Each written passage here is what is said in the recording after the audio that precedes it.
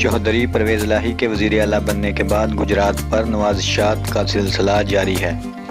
गुजरात के लिए अरबों रुपए के तरक्याती फंड जारी किए जा चुके हैं, जबकि गुजरात को डिवीजन का दर्जा भी दिलाया जा चुका है और अब जिला गुजरात में 2 नई तहसीलों का इजाफा किया जा रहा है, जिनका बाकायदा नोटिफिकेशन भी जारी कर दिया गया है।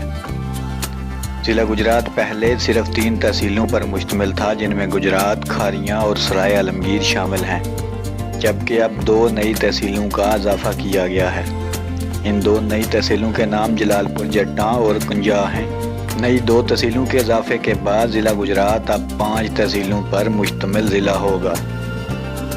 तहसील जलालपुर जट्टा में कुल 325 गाँव शामिल किए गए हैं, जिनके नाम आप तरतीबवार अपनी स्क्रीन पर देख सकते हैं।